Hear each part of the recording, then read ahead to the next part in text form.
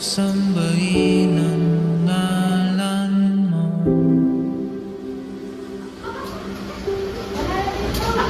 Bading, support!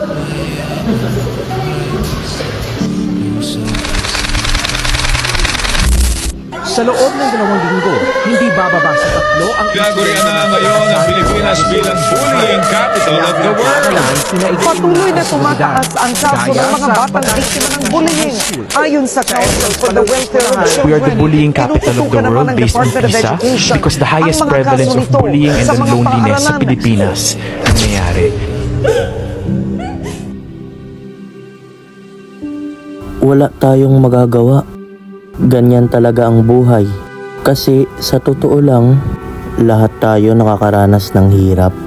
Oo, may mga bagay rin na hindi natin maintindihan kung paano masusolusyonan, pero mas pinipili nating magpakatatag kahit anong pagsubok ang dumating.